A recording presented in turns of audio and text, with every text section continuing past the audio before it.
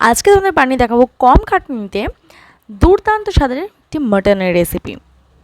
তার জন্য আমি নিয়েছি এখানে 750 গ্রাম মাটন, যার মধ্যে আমি দিয়ে দিয়েছি এখানে 3টে মিডিয়াম সাইজের পেঁয়াজ, আর দিয়েছি আদা, রসুন আর কাঁচা লঙ্কা।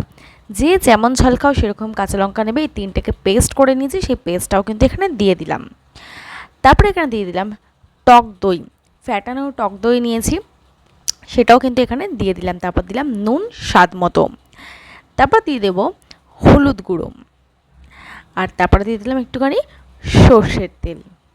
ব্যাস, আর কোনো কিছু লাগবে না এখানে, আর শুধু লাগবে লঙ্কার গুঁড়ো দিয়ে ভালো করে এটাকে ম্যারিনেট করে নেবো।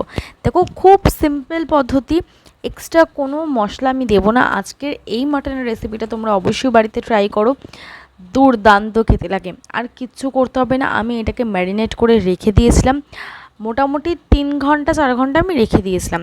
তোমরা যদি আগের দিনকে রাত্রিবেলা ম্যারিনেট করে রেখে দিয়ে পরের দিন করতে চাও, সেটাও তোমরা করতে পারো। ম্যারিনেশন কিন্তু যত ভালো করে ম্যারিনেশন হবে, তত কিন্তু চিকেন বলো মাটন বলো খেতে তত বেশি সুস্বাদু হয়। ম্যারিনেশনটাই কিন্তু ডিপেন্ড করে যে খেতে কতটা টেস্টি হবে। আচ্ছা, আমরা তো বাঙালি, আলু ছাড়া তো মাটন বা চিকেন তো ভাবাই যায় না। চিকেনটা তাও ভাবা গেলেও মাটন কিন্তু আমরা আলুই খুঁজি মাটনে। তো চলো, আমি এখানে একটু বড় বড় সাইজ করে আলু দিয়ে দিয়েছিলাম। একটা বড় সাইজের আলুকে আমি 4 টুকরো করে নিয়েছিলাম, নিয়ে আলুটাকে বেশ লাল লাল করে ভেজে নিলাম। তারপর এখানে কিন্তু ফার্স্টেই আমি গরম তেলের মধ্যে অ্যাড করে দিয়েছি একটু চিনি, যাতে কালারটা খুব ভালো আসে।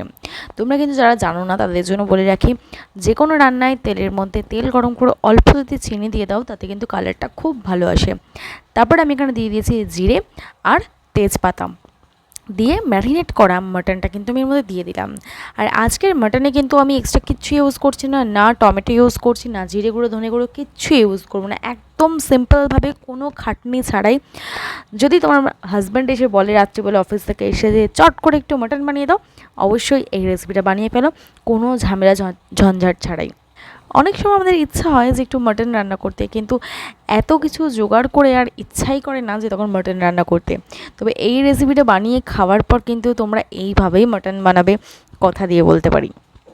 অনেকেই কিন্তু মাটন আগে থেকে সেদ্ধ করে রান্না করো, অনেকে মাটন কষিয়ে নিয়ে তারপর সেদ্ধ করো, কিন্তু আমি কিন্তু আজকে যে মাটনের রেসিপিটা করছি সেটা কিন্তু জাস্ট ঢেকে ঢেকে কষাতে হবে, বেশ অনেকক্ষণ টাইম নিয়ে কষাতে হবে। আর আমি কিন্তু একদম ডাইরেক্ট কীভাবে কষিয়ে মাংসটাকে সেদ্ধ করব।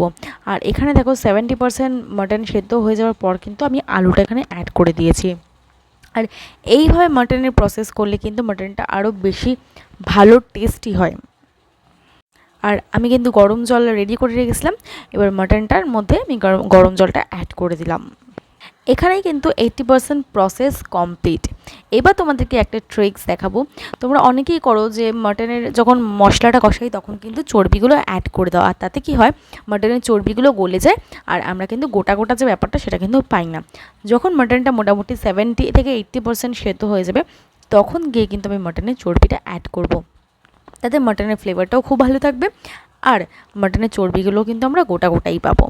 ঠিক এই টাইমেই কিন্তু তোমরা মাটনের চর্বিগুলোকে অ্যাড করবে, একদমই আগে থেকে অ্যাড করবে না, তাহলে কিন্তু মাটনের চর্বি গলে যাবে, আর যখন খাবো তখন কিন্তু কিছুই পাবো না। দেখো, এখানে তুমি দেখতেই পাচ্ছ তোমরা যে মাটনের চর্বিগুলো কিন্তু একটুও গলেনি, যেমন ছিল সেরমই আছে, আর খেতেও কিন্তু এতে ভালো লাগবে। চলো দেখো, মোটামুটি আমাদের মাটন কমপ্লিট। এবার আমি কিন্তু এখানে শাহি গরম মশলা অ্যাড করলাম, যেটা আমার একদমই ঘরে বানানো গরম মশলা। তোমরা কিন্তু এইভাবে অবশ্যই ট্রাই করো, কমেন্ট করে জানিও কেমন লাগলো। আজকের মতন টাটা, আর অবশ্যই চ্যানেলটাকে কিন্তু সাবস্ক্রাইব করতে ভুলবে না। আর বাড়ির সবাইকে এই রেসিপিটা অবশ্যই করে খাওয়াও, আর কমেন্ট করে জানাও তোমরা আর কি কি মাটন রেসিপি ট্রাই করেছো।